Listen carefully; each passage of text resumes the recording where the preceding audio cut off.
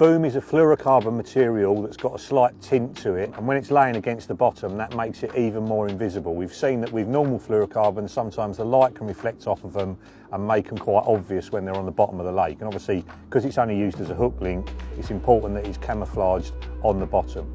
The other thing about it that's different from normal fluorocarbon is it's much thicker. And if you want to crimp it, you need that thickness. And basically the rule of crimping is the closer the material is to the size of the hole in the crimp, the better the crimp will work, so the stronger it will be. So if you put IQ through it, for example, even in the 25-pound breaking strain, what you'll find is that the IQ rattles around inside each barrel of the crimp. So when you squeeze it down, you're not crimping it evenly all the way round, and that's when you get a poor breaking strain, or it can slip completely. With this, the 055 material in the boom goes through the 06 crimp perfectly, the 065 goes through the 0.7 crimp perfectly, so you know when you crimp it down, you're getting a really high breaking strain and it's going to last for a long time.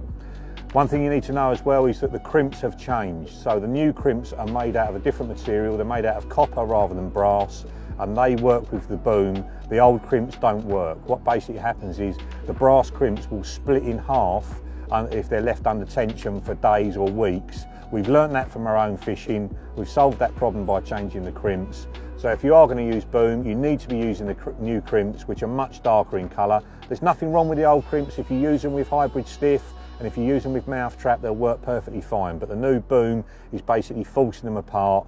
And like I say, from the problems we've had in our own fishing, we've solved that issue, and the new ones are out available at the same time as the boom.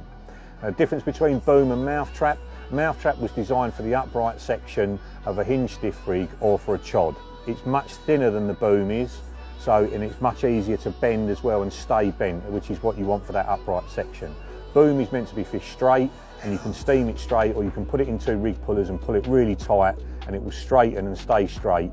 And it's just a little bit softer than mouth trap, which I think for the actual boom section of a hook link is better. The mouth trap is so stiff, if it sits on a bit of weed or something, or sits over a twig, you know, it's going to sit really awkwardly. The boom, you know, is that little bit softer.